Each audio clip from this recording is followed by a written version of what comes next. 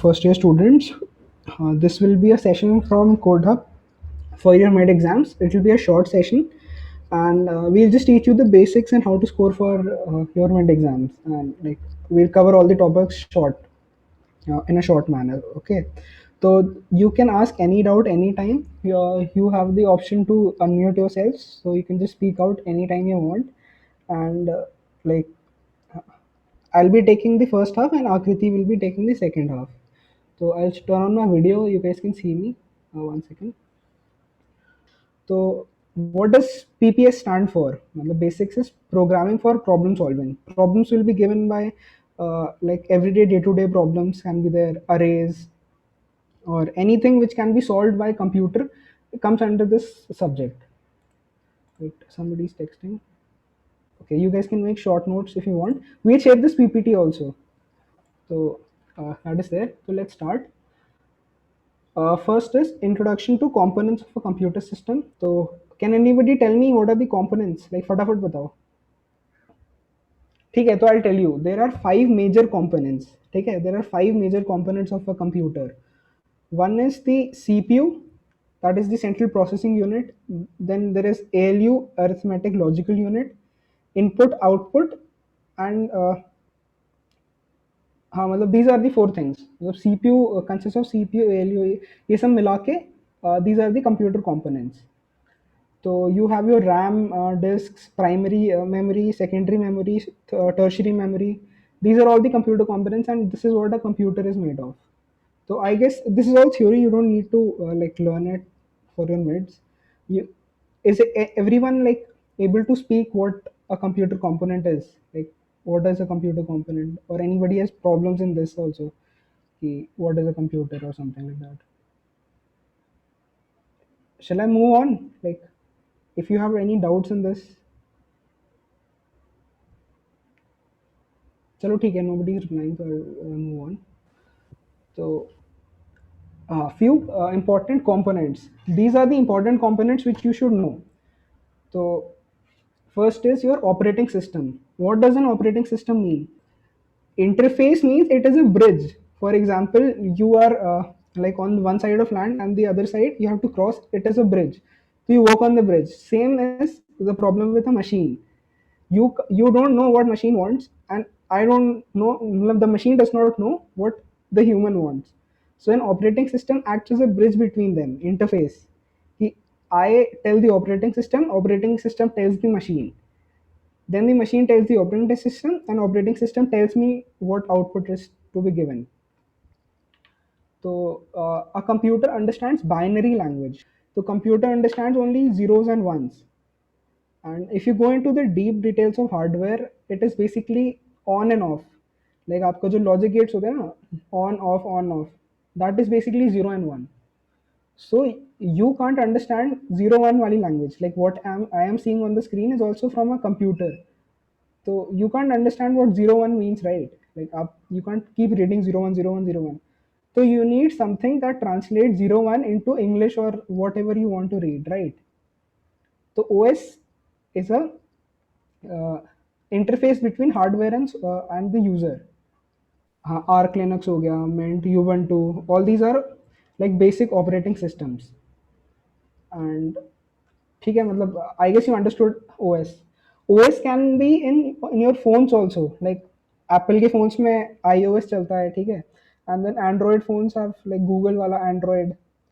All these are also operating systems. So anything which is operating is called operating system. Any problems in this? Operating system क्या होता है? No, bro. ठीक है, तो let's go for compilers. Compilers are like when you write a piece of code. For example, if you have written any code in C language, Java, Python, computer understands only zeros and ones, like I said, an operating system. So how do you tell computer to do a certain task? I'm just telling normally, ठीक है, आप simply समझो. If I want to print something, I am writing, let's say, hello. Uh, let's say hello, ठीक है, and the output is hello.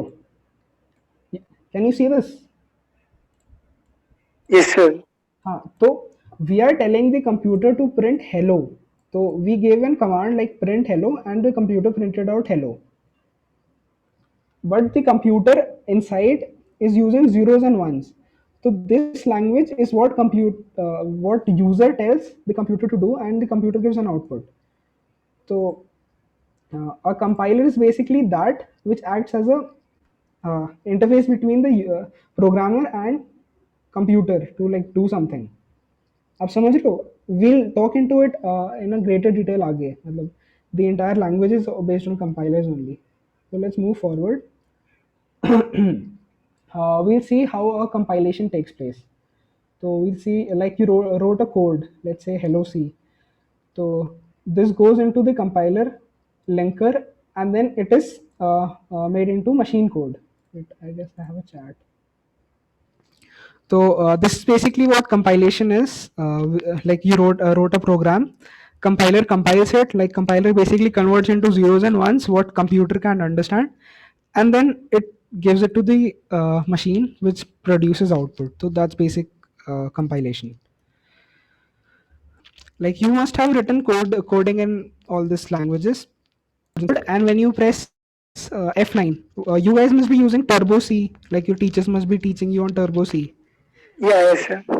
So when you press compile, so what pre-processing is, it like checks for comments. Like comments are basically English statements that help you understand the code. So it removes the comment, expands all macros. For you guys must be writing hash include studio edge, hash include conio edge, all those files. So pre-processing includes all those files, and conditional compilation compiles all the conditions and logics you have given in the program. Okay, so this is the process of compilation. There are five, like I'll tell you how many steps are there. First is pre-processing. Okay. Second is assembly. Assembly is basically all this file name is converted into an object file. You guys will read about object-oriented programming in later stages. So just see, like just remember pre-processing, then assembly. Okay. Just remember pre-processing, assembly, then linkers. Linker is basically final phase of compilation, which links function calls, definitions, and all these are linked inside. uh, what function do you use, matlab, what is the most important function in C? Int main, void main, or whatever main, matlab main function is there, right? What does main stand for? See, main function is basically from where the compilation starts. Matlab, if you write anything above that or below that, it does not see. It first starts with main function. Okay, like whatever functions you are defining will start from main, right? आपने whatever you have written will have a link to main function. If you notice clearly, like when you're writing code, just see like what is the reason we have main functions. So what was that? First is pre-processing. Second is assembly, linkers. Linker links to all functions to the main function, like where the processing starts from. Okay. So did you get what is the process of compilation?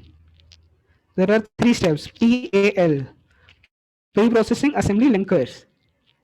So we have number systems.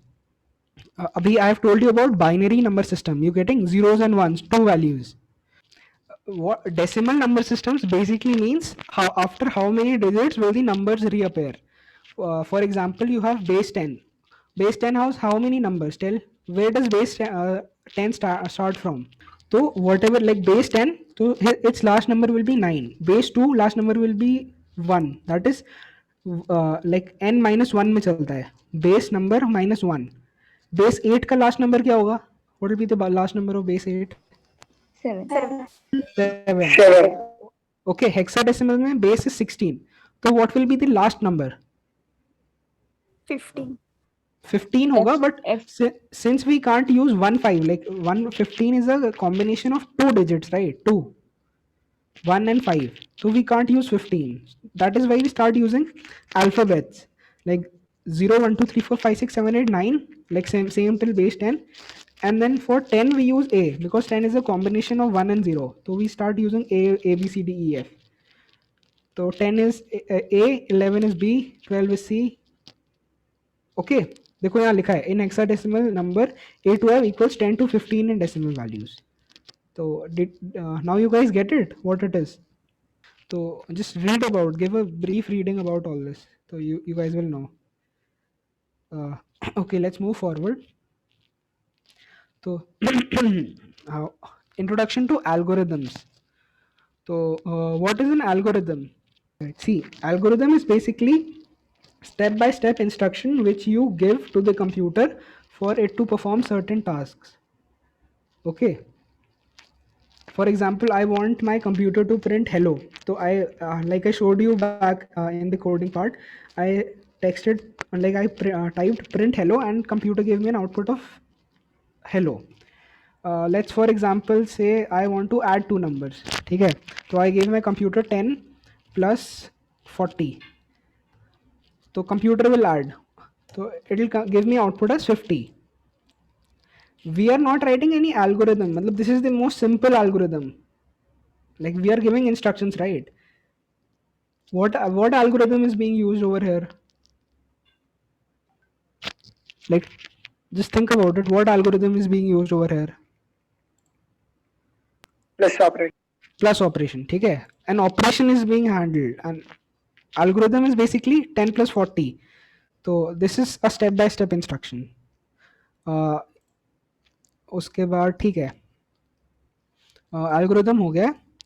What is flow chart? Flow chart is basically a pictorial way of representation of an algorithm. मतलब for easy understanding of humans. For example, we just wrote code, like a lot of code, but it's like what does that code mean in simple terms? We make a flow chart out of it. So these are like for example, I put a flow chart like start, input variables, adding values, print value, end. So this algorithm will start, matlab, compile and start. Then we'll put some input values like a equal to 10, b equal to 5. Then add values and print value and end. So this is a pictorial representation of algorithms. Symbols used in flowcharts. Uh, I'll share you this PPT. You can read it on your own. Matlab, I don't need to explain this. Okay, wait. Flowchart algorithm. Where is pseudocode? So what do you mean by pseudo? What does pseudo mean? Pseudo means fake. So what this means in programming is it is not a code, it is like a fake code written in English so that you can understand. So that is what a pseudocode means. It, unvisible for something like that. Yes, it is not visible, but it is there. So, like for example, this is in English. Main module declare string repeat again, do, and this is a code, but it is in English. Or calculating displaying the percentage of calories on food items written in pseudocode. So this is basically a pseudocode which is written in English. Do you guys get it? What a pseudocode means? किसी को कोई problem? Like simple है. There's nothing too complicated in that. Is that pseudocode? Program start initialize variable. This is basic English, right? If a is greater than 9, a equal to 0, output b. Anybody can read this. So this is basically a pseudocode. Algorithm versus pseudocode. So algorithm में we write step by step instructions like I told you, right? Step 1, step 2, step 3, step 4. Pseudocode is like for our understanding. Set a equal to 7, set b equal to 5, c equal to a equal to b equal to c. Like this is for swapping of two elements. And this is this algorithm. Okay. Okay, okay, bro. Okay. Any problems in this till now? Anybody No, else? no. Okay, ठीक है. It's good to see you guys asking doubts because that actually encourages us. So let's move forward. How a program is designed. So first is problem analysis, like what do you want to do and what is the question about. Then outlining the program structure, logic development, selection of control structures. How a program is solved, like how a problem is solved. So first you analyze the problem. Your problem is like you want to go to your friend's house. So outlining the program structure, like you want to outline what to do. So you'll think, "Ki, हाँ भाई, I have to go. I'll take this route. This route has less traffic. ये वो," and then you start doing all that. So you will take out the stand, see for petrol, and then start taking that route. Selection of control structures is basically like how do you control it, how do you control the flow of a program or whatever that is. So these are the basic four steps to solve a problem. Okay, analyze, outline, develop logic, and select the control structures which you want to use and execute the program. Okay, any problem in this? We'll share you this PPT. No, sir. Okay, you guys can read all this. Like it's pretty easy. It's basic only. So okay, structure of a C program. So structure of C programming is this. First there are comments, like you'll write the name of your program. You can write your name also. You can write what the program is about. So you have comments. Then there are preprocessor directives. I told you, preprocessor commands. So you have hash include studio h, hash include conio h. These are preprocessors. Okay. Then you define things like hash define max 100. So your max value will be 100. Then like this is global declaration. So here you declare variables like void add int x equal to 100, like where you declare variables and functions. Then you have your main function. Okay, main function is your entry point. Entry point means your program will start running from here. Okay, so we have int because we were trying to return an integer value. Had I written float main, what would have been? It will return a float value or decimal value. What if I had put void main? Null. Combination of characters and Nothing. integers. मतलब it will return nothing. Void is like null, nothing. Null.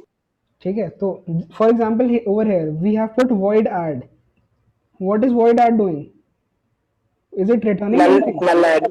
See, is it returning? Is there any return statement over here? No. No. So the void add is void. Void does not return anything. So we have functions like this. Functions में you have double brackets. मतलब you have like double braces. These are called functions. Main is a function. Add is a function. Variables में you have integer, float, decimal, boolean. All these are variables.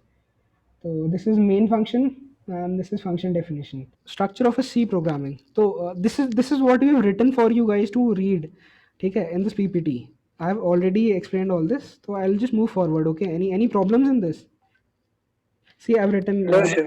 This is the entry point of the code. So I'll move forward. Like I'll just skip this. You guys can read. I will share you the PPT. So you have variables in C programming. One second. Not constant. It can vary. So variable is basically what you can change, uh, and it is just a name given to a storage area. Okay, it is a name given to a storage area that our programs can manipulate. Rules to declare variables. A variable can have alphabet, digits, and underscore. Okay, मतलब your variable cannot have special characters. ये वो वाले नहीं हो सकते. Or a variable name can start with the alphabet and underscore only. It can't start with a digit. No white space is allowed. ये वो you can read all this, right? You can read all these rules. We have written it for you in the PPT. Okay, I'm handing it over to Akriti Didi. She'll explain you the rest. She'll explain with tokens. I'll stop my screen sharing. So till now we saw till variables, and I hope everything is clear. Now we'll move on to tokens and we'll go in detail of tokens. So basically token can be considered, in tokens are present in every language. So we'll be dealing with C, and these topics which we are going to be covering now, they're actually there in every programming language. So if you get it clear now, then it's like, beneficial for even in the second and third years. If you learn any new language, you'll have the same theory. It doesn't change. So we'll start with tokens. Tokens in C is the most important element. They are basically the building block. Because of these tokens, only we have the program becomes meaningful. Okay, if there are no tokens, like you can see here, the different types of tokens are keywords, constants, identifiers, operators, and all this. If these are not present in the program, it does not make sense. The program will not make sense. Okay, so if anybody asks you what a token is, then you have to say it is the building block or a basic component for creating a program. And yeah, so they can ask you this. I mean, they can ask you this. And here, this picture, this flow diagram kind of thing, I think it's pretty much making it clear that we have different tokens which are keywords. Now we'll talk about keywords. What are they? Every programming language has a keyword. So some keywords, like your loops, they are keywords. You cannot use them as variables. So one of the convention for naming variables was you cannot use keywords, reserved keywords which are already there. So you can't use the variable's name as for, while, if, else. So they are nothing but keywords. And then we have constants, which we declare in a program, and then identifiers. Basically, the variable names which you give, we identify them by their names. That is, if suppose a name, you're declaring something, if it's you're declaring an integer, int a is equals to 10. So a is the identifier which is holding a constant called 10. And all of these things, I'm not going in detail because I think this diagram is making it clear for you guys. The next thing, yeah, so we spoke about it, right? Now, okay, we'll go on to identifiers and see. So one basic question which it's confusing, or you guys may ask, is what is the difference between an identifier and a variable? So first I'll tell what an identifier is, and then because Athar has already told you what a variable is, then that will make sense. So basically, identifier, as the name suggests, it is only used to identify what type. Suppose I'm declaring a variable. Here you can see int roll number is the variable. Okay, so int roll number. So roll number is the variable here. Of what type it is, or by what is it identified? It is identified by int, and it is a roll number. So here roll number, percentage, marks, average, these are all identifiers. We are identifying them as something which is of int data type, or of double data type, or of float data type. Whereas variables are something which hold the value. Okay, so your faculty may ask you, because it's Viva, they're going to ask you theory questions and not ask you to, write a program or something. So this can be one theory question. What is the difference between a variable and an identifier? So what is an identifier? It is basically, it can be named as a variable. It has same conventions as what you declare a variable as, but it only is used to identify. It does not do anything. Whereas what a variable does is it holds a value. Now, if I'm telling int roll number, this roll number must be holding a value. So that is a variable. Is it clear? Like, did you guys understand? Yes, ma'am. Yes. Yes. Okay, fine. So that is what an identifier is. Yeah, now as I spoke about keywords, so every programming language has its own keywords. They are a set of predefined, I can be saying predefined names or words, which, you cannot use them other than their significance. Like I cannot use for in my programming. If I'm writing a C program, I can only use for. If I use the word for, basic thing which comes to my mind would be, okay, it's a loop. If I'm telling no, for is my variable name, it is impossible. Like, it's not possible. It's going to throw an error because it's not going to accept for as a variable name. Okay, so there are different types of keywords. You can see the definitions are here. So I'm just explaining you what it is, because if you guys read the definition, like, what you say, by heart the definition and speak, sir would obviously know, like it's like a Googled answer. So if you explain it to the faculty, that would be even more good. So if asked what a keyword is, you should be saying it's a predefined or a reserved word, which is, it has its own special meaning to the compiler. So if a compiler sees that, okay, this I have used if is a, special, it's a loop. If I've used if, then they'll know that, okay, if, and then I'm going to get some set of instructions which I have to execute. The compiler will get to know that. And variables are again different. So there are different types of keywords. We have auto, break, case, char is used to declare strings, and then int, long, register. There are so many lists. So you can see that. Is keywords clear? You cannot Yes, use ma'am. is equal Yes. to 10. Int if is equals to 10. Yeah, you cannot use that. Okay, I'm getting a chat. If you use int if is equals to 10, if is a keyword, it is a reserved word. So it's going to throw an error basically. It's not going to execute. You can name it if 1 or if _1, if 10. You can add something to it to not make it a keyword, then it will execute.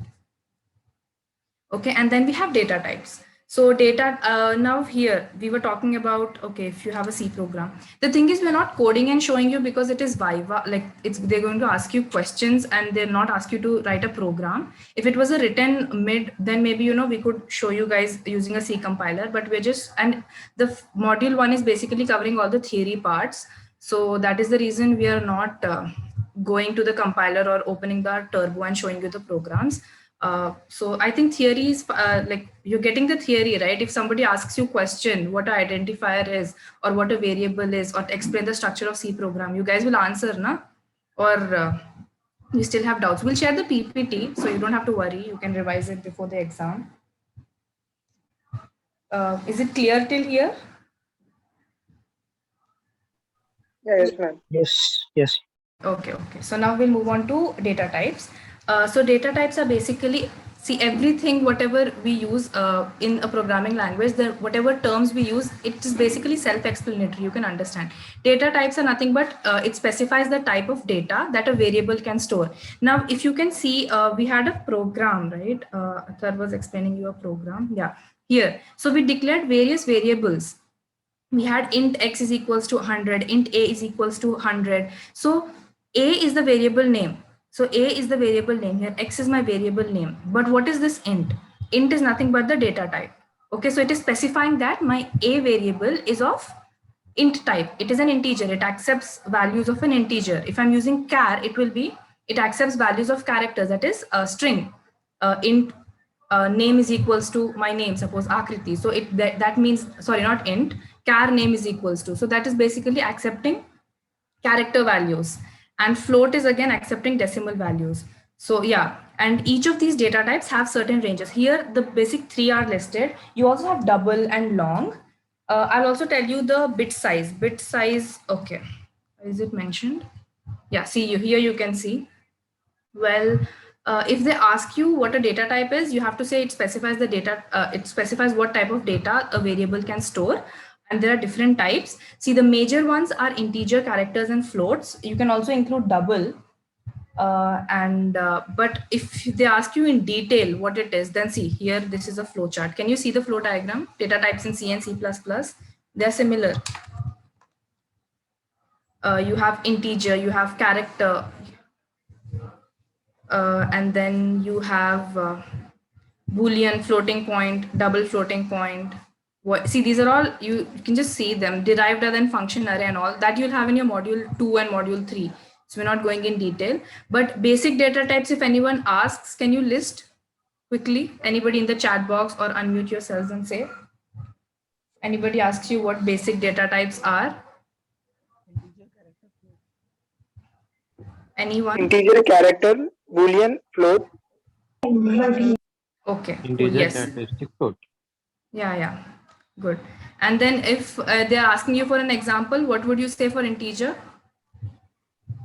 1, 2, etc. Positive and negative numbers. 0. Okay, that is good. And if they ask you how do you use it in a program, you have to say before a variable we include it as int, or when you're adding a function it wants to return an integer value, use that as int. Okay, so you can go in detail if the faculty asks you, but they're going to ask you basic ones. So, yeah, so each of them we talked about them having size, right? So here you can see. See, again, there's something called signed and unsigned. Signed is basically, it goes from 0 to positive numbers, and unsigned also includes negative numbers. So if this range, which you can see, it actually has a formula that is for signed, why is it? Okay. For signed, we have it from 2 power n minus 1 to 2 power n minus 1 minus 1. Okay. And signed is having negative to positive, like it has from a range of negative, that is 2 power n minus 1 to 2 power n minus 1 minus 1. And unsigned is, it goes from 0 to your 2 power n minus 1. Okay, that's the formula. That's never asked. They never ask you this range. But if anybody is so curious about what it is, then they can. Yeah, so Pawan is making it easier for you, is writing the formula. Okay, so you can see the basic bytes you should remember is for char, it holds 1 byte. Okay, 1 byte, that is nothing but 8 bits. And then you have short is 2 bytes. Short int is different again, short. See, this is highly confusing. Like you have so many ints, you don't have to remember all that. I'll tell you basic. You guys, if you want to note down, otherwise we'll add a extra slide in the PPT. Telling char has 1 byte, int is 2 bytes. Okay, and then you have float, which is 4 bytes, and I spoke about double, right? Double, it has 8 bytes. So these are the ones which are main ones. You don't have to remember everything which is there in this what you say, table. So char has 1 byte, I'm repeating again, and int has 2 bytes, float 4 bytes, and double 8 bytes. It's just 1, 2, 4, 8. Character, integer, float, and double. Okay. Can somebody quickly sum up whatever I said? These 4, 1, 4. Character size 1 byte. Okay. Integer 2 bytes size. Okay. And float 4 bytes. Good. And And double. double 8 bytes. Yes, if you want to be more specific, then you can learn this long double and all, but we generally never use, we never go to double also. Float, char and float is the main one. So, okay, wait a second.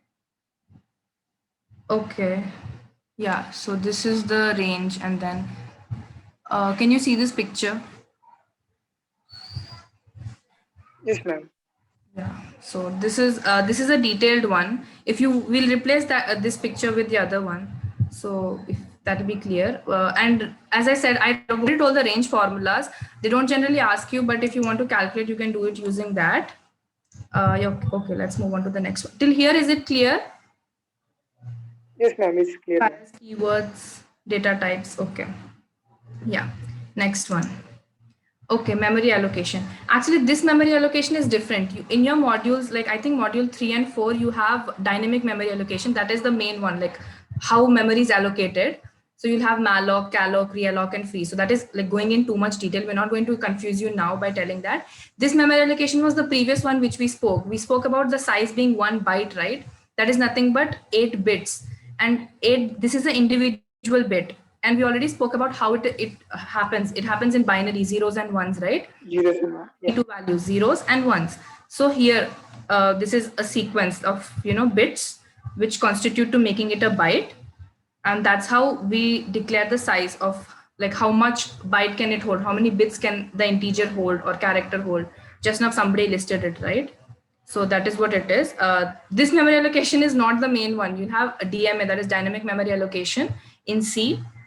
In the further modules, like I think it's in module 4 towards the end of your C programming. So that is something. Now we'll go on to simple input and output, that is scanf and printf.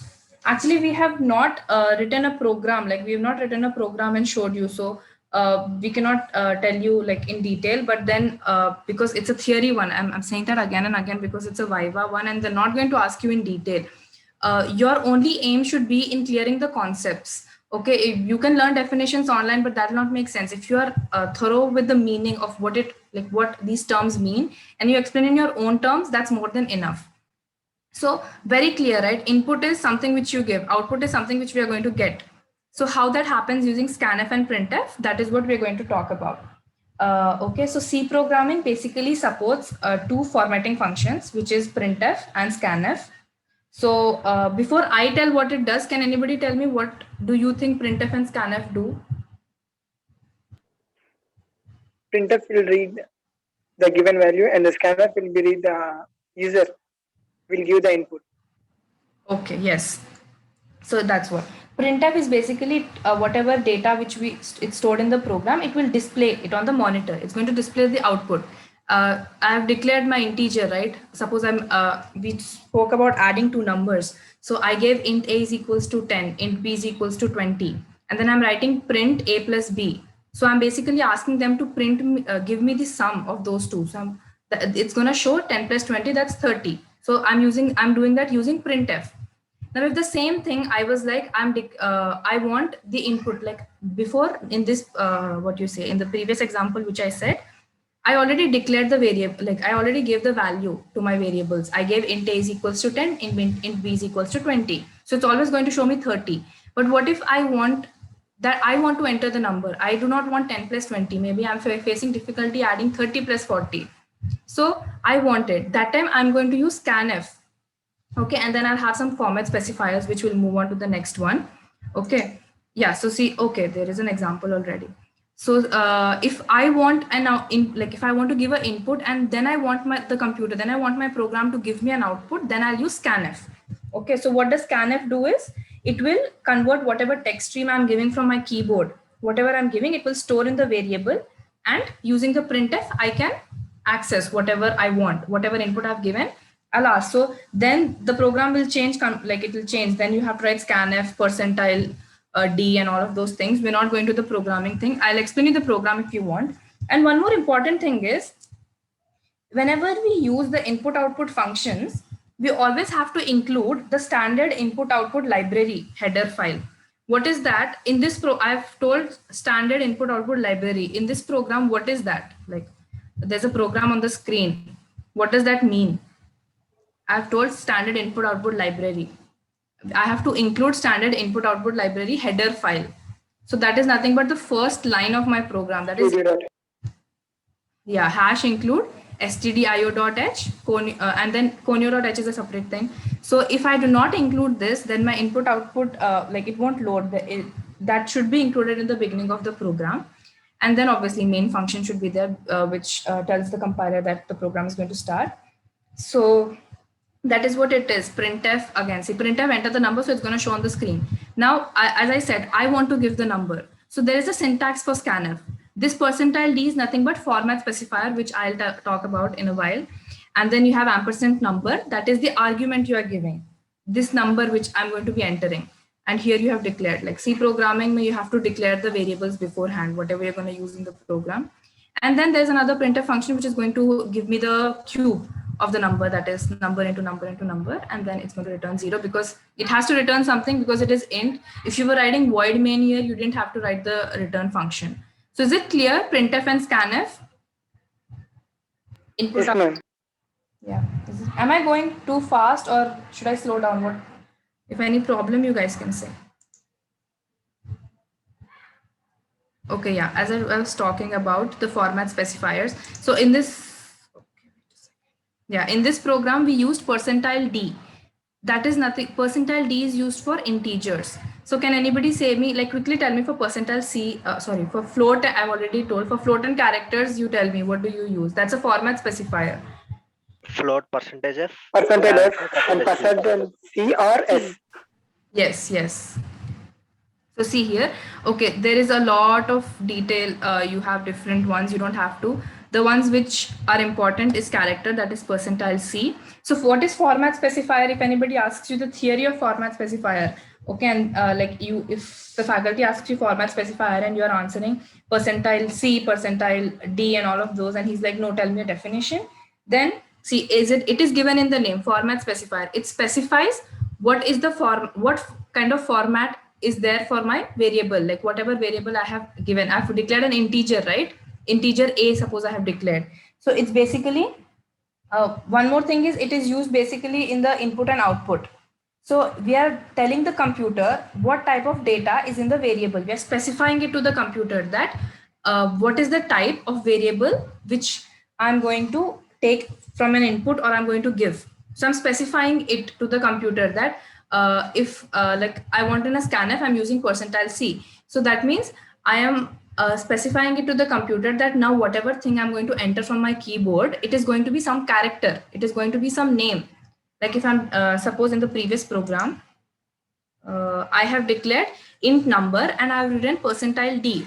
That means I'm specifying my computer that now whatever I'm going to enter from my keyboard, like I'm going to enter numbers. I'm not going to, if you write percentile D and enter A, will it accept? It won't, because percentile D is a format specifier, something which is related to an integer type. So that is what a format specifier is. Did you guys understand the definition? Yes, ma'am. Yes. Can anyone tell me? I'm asking you guys, what is a format specifier? Tell me the definition. Which specifies the type of variable we use. In which format it is? Yes. The format which was using. Like now, just because I say it's there in the name, you guys are not supposed to say it specifies the format. Okay, that becomes a very lame answer. You guys have to use some like terms like specifies the input or the output, whatever we are giving in, or whatever data is stored in a variable. Okay, that way. So yeah, for percentile C is for character, F is for float values, and then what is the other important thing? You'll never use long, I guess, but then it's percentile L for long. For string, we have percentile S, or C also, percentile C. And then what else? Anything else? Where's percentile F? That's for float. Yeah, percentile F is for float. So is it clear? Format specifiers. Yes, ma'am. Yes, ma'am. Okay, cool. So now the next thing is escape sequence. Escape sequences in any programming language or in C language we are talking about is a sequence of characters which do not represent itself. What does that mean is, now you guys must be using this \n, \t. There are so many escape sequence. We have listed a few, like the ones which are used. You have \n and this. So what it does is it is used inside a string to base. Now if I'm going to write a big thing, I'm going to write a big paragraph within a print statement, and I want it to be printed. Instead of writing it in one line, I want them to be printed in different lines. Then I'll use \n. So this is an escape sequence. So when it actually is composed of two characters, two or more. It can be two or more. So what it does is, as soon as it sees that there's a \, it will automatically get to know that, okay, there is something, it is an escape sequence and there is something which is going to come. So if I write \, and then n, it interprets it to be something which is going to come in a new line. So here you can see the explanation. It is used to shift the cursor control to the new line. Similarly, T is for tab. It is used to shift the cursor to a couple of spaces to the right, tab. And then A, like percentile A is for bell, it gives a beep sound. And then you have return, like percentile R is for return. It is used to position the cursor in the beginning of current line. You have different, then you have another \. This is to display a \/ character. If you want to display a \/ character, you have to use double backslashes. And then you also have single quote, double quote, like \/ and then an apostrophe will give a single quote, and then double quotes. So there are different ones. These are different escape sequences in C. I don't think they'll ever ask you this, but then you should be knowing what they are. Is it clear? Yes, ma'am. Okay. Yeah, now something which is important is types of errors. Okay, so we have different errors. And error handling is again a different topic, but then there are so many errors while writing a program, within writing a program, we face so many errors.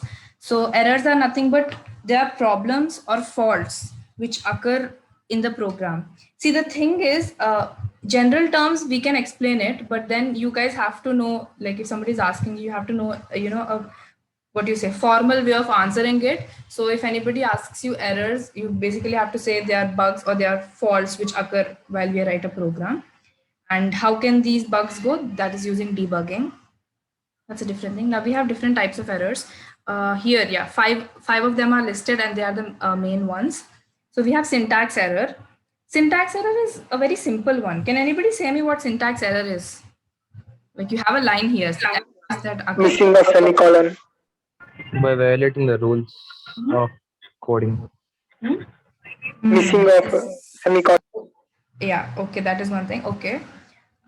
See, the thing is, whenever you're declaring, and like not only declaring, but whenever you're writing a program, there are when we explained you variables, there were, wait a second, let me go to variables. We showed you the syntax of writing it, right? Yeah, see, there was a syntax here: data type, variable name, value. So there are certain syntaxes which are used. Now to declare a variable, what you have to have a data type. If you're simply declaring a is equal to 10, it's going to throw an error. In C programming, it's going to throw an error, a is equal to 10. It has to have a data type. It has to have a syntax. So errors which occur when you violate the rules of writing. Now in C programming, the syntax is set in such a way, the programming language is set in such a way that whenever a person has to declare a variable, he or she has to keep in mind that they have to declare the type of data, or data type, obviously they have to declare the data type. So that is one error. So syntax errors, they're also known as compilation errors because they are occurred in the compilation time. So when you compile your program, that time they'll throw an error basically if there is a fault in the syntax which you have mentioned. Suppose let me say, actually I'm not here. Suppose I have, am I not able to write? Yeah, I'm able to write. So I've written int a is equals to 10. Okay, I've written int a is equals to 10. So is this valid? Whatever I've written, valid variable declaration? Yes, ma'am. Yes, it is valid. Now the same thing, instead of capital I, I'm going to write, sorry, instead of small I, I'm going to write capital I. Is this valid now? No. Is No, not. ma'am. Yeah, and because like obviously in C programming, we have to mention int as chota int, like it has to be in small. So when while compiling the program, when it sees that it is this, it's going to throw an error. Okay, that is syntax error.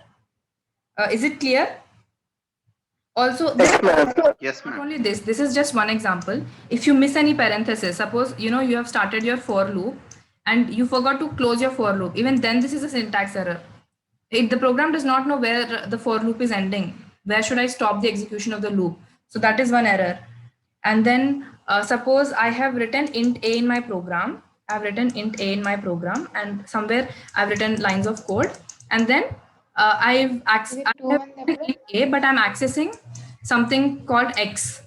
Even this is okay. Wait, is somebody speaking?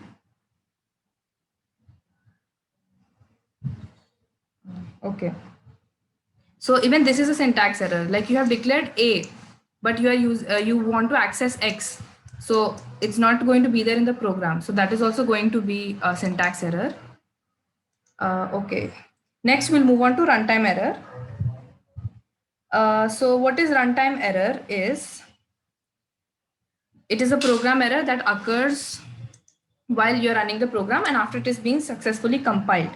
Okay, so basic one can be a example for runtime error I'm going to give you. So what can be a runtime error? It is basically like, It is like a while loop, infinite while loop. yeah, that is one runtime error.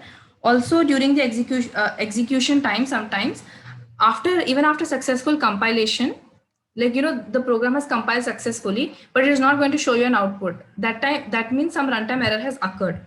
Okay, it basically it is the thing that the program is not able to perform certain operation, and that is the main cause of a runtime error.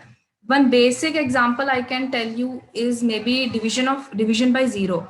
So you'll write the program, you will declare a variable a, b, and then you'll divide a by b. So you'll declare int a is equals to 10, int b is equals to 0, and then you'll write division, like print a by b, so that is 10 by 0.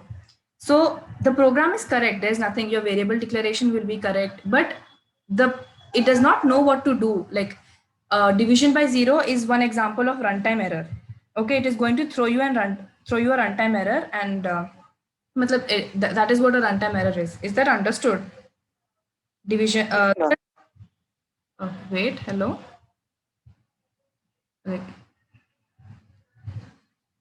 Should I move on to the next one, linker error? Yeah, yes, ma'am. Okay, linker error. So we have linker error is basically an error which occurs after the compilation when we link it to a different object file. So let us say I have a main file, I have main.c, I have my main file. And in that main file, I'm having some function. Wait a second. Yeah, so I'm having a file called main.c. Okay, and in that main.c file, I'm having some function called sum. Okay, now there is another file which I have, which is, let us say, main1, a different file, main1 or with some other name, whatever that is. And I'm having that this main1.c file. Okay, so now what I'm going to do, like whatever I have written in main.c, I'll execute that. Like I'll press F9, I'll run it, and then what happens is during the execution, if this is the main.c file, right? So it is going to execute my sum. Now I have another file, as I already said that I have another file called main1.c. So now what it is going to generate it when I run it, it is going to generate my object file of main.o. Like this is a bit, but it is going to execute my main.o file and main1.o file. So now if my sum function is present in main.c, so if I execute this file, it will run. If I want to compute the sum of two numbers, I'll get the sum. But in the same, wait a second, I have a chat. Okay. Yeah, this is going a bit deep, but then that's how you can understand linker error if somebody asks you in detail. But if the same main1.c and I try to execute the sum function, will it execute? It won't, right? Because there is no sum function present here. So that is nothing but it is going to throw an error. That is the linker error. Like I'm accessing something which is not present in my file. It is not linked to that file. So that is nothing but linker error. Okay. Did you guys understand? And it occurs during the compilation. Yes, ma'am. Then the last two are logical errors and semantic errors. Logical error is something which is a very dangerous error, I'd be saying, because it is your program compiles successfully, like your program compiles, but it does not show the output. It does not show the desired output. And you guys you may get confused as to why is it not showing the correct output. You may rerun through your program multiple times. So that logical error basically happens when in front of a for loop you're adding a semicolon.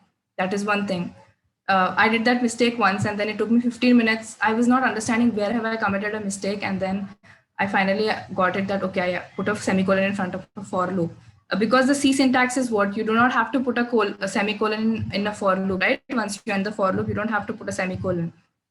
But if you put a semicolon, your program will it will run. It will show it won't show the output. Basically, it will run it will execute without errors. The output will come, but it's a blank screen. So that is nothing but a logical error, like adding a semicolon in front of a for loop, any loop, like not only for. Okay. And then semantic error occurs these are the errors which occur when you write the program and it does not make sense to the compiler. So whatever you write should make sense to the compiler. If it does not make sense, it's going to throw an error. Suppose that this kind of error can occur, as I already said in one of the examples. If you are declaring a variable and then you're not using that variable in the program, you have declared the variable, but you have not given what that variable is supposed to do. Suppose you have declared I and then you are incrementing I, but you have not given any value to I. So it is not making sense. Semantic in general is what you have to, it's a meaningful sentence. Okay, so semantic error is nothing but if it throws an error when the compiler feels that whatever code we have written is not meaningful. Okay, these are the different types of error. I'll quickly go: syntax, runtime, linker, logical, and semantic errors. Okay, these are the 5 types of errors. Is it clear? All these. Yes. Okay. Yes. And now we have operators. Yeah, operators, I think, if you see the table itself, it's pretty clear. So actually, we're not writing the code and showing you because I already said it's a Viva, and they're not going to ask you to, write a program using relational operators or something. In the next modules, like module 2 and all, have coding parts. So if you want, we can show the coding of this, like you finding the minimum number, maximum number, then you use all these operators. So we can do that time. So let's go. Okay, so operators, you can just remember there are 6 types. And also operators are same in every programming language. It's not something you'll come across, like a new term or something. They are the same. Like till now, whatever we have discussed, if you guys have your basics clear, then these are the basics which you will be requiring in all the programming languages. You have data types, you have all the same things. So, operators is one of those things. We have arithmetic operators. Arithmetic operators are here, like different types. We have addition, subtraction, multiplication, division, and I'm not telling the 4. These I'll discuss. Modulus operator is basically to get the remainder in an integer division. So very clear, the table is very clear. If you have 5 percentile 2, that is basically going to give me the remainder. What is the remainder going to be? 1, right? 5 percentile 2, that is 2 2's 4. And then I have 1 as my remainder. So it's going to return the remainder. That is the modulus operator. And then we have exponent. So if you have to compute a square of a number or a cube of a number, so you have this exponent operator. So in C programming, you use it like this. You use 2 stars. So 5 star 2 is 5 square, which is 25. And 5 star 3 would be 5 cube, that is 125. Okay, that way. And then you have something called floor division. that is, it only returns the integer value. That is 5 divided by 2 is what? 2.5, right? 5 divided by 2 is 2.5. So if I was writing 5 divided by 2 here, it would give me 2.5. But using float division, that is these two slashes, it is going to return the integer part. It's going to return 2, not 2.5. Okay, that is what float division is. So these are the list of arithmetic operations. If you guys want to make a short note, it's plus, minus, multiplication, star, and then you have division and modulus operator, exponent, and integer division. Okay, integer division is also called float division. So if somebody tells float division, do not get confused. That is nothing but integer division. As the name says, integer, it's going to return an integer value. It's not going to give you float value.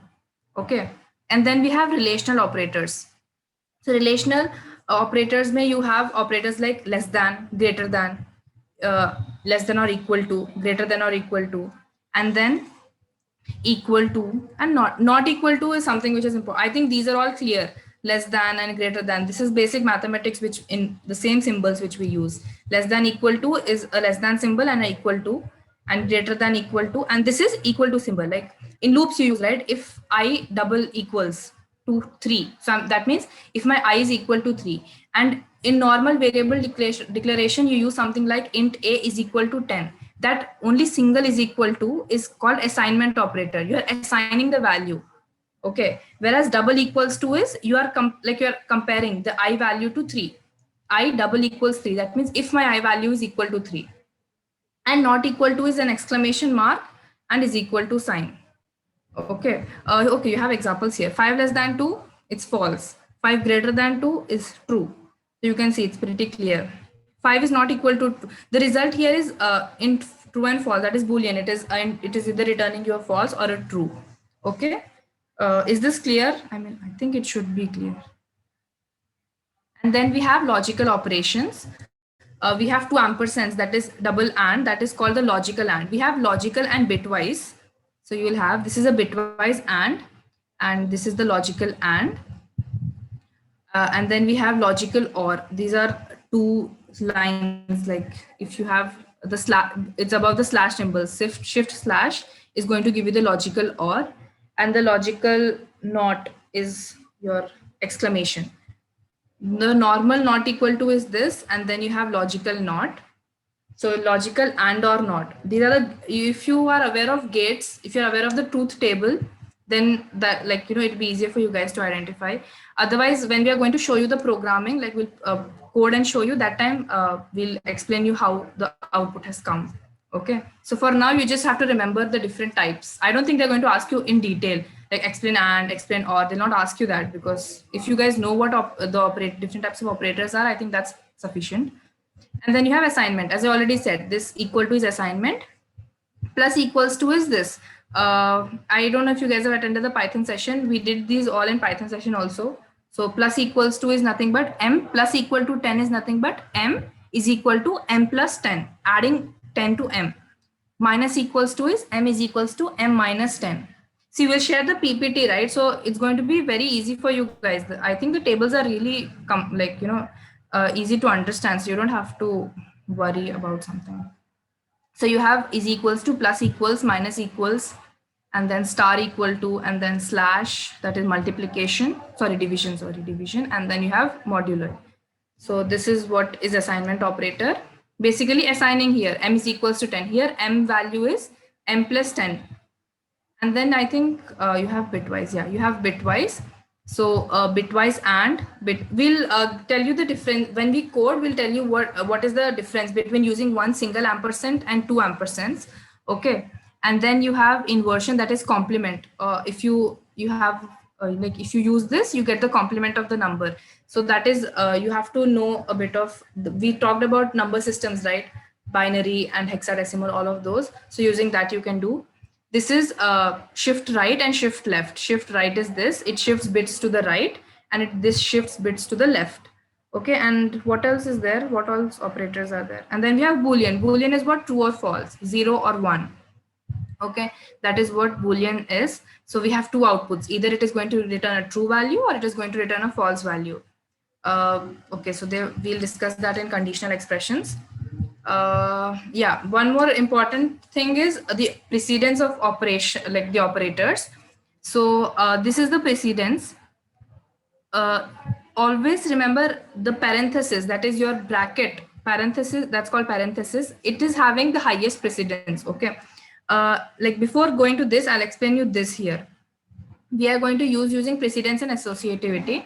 So you can see here, this is the expression which is given to us, and we are going to compute the result of this using the precedence.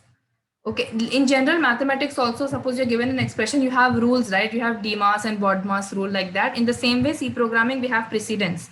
So we have to check it that way. As I said, parenthesis has first. So parenthesis, we are going to compute parenthesis first. That is, inside the parenthesis, what do I have? I have addition. Okay, if you understand this example, you basically understand the precedence of the operators. Okay, so I have 5 plus 2. So what is 5 plus 2? 7.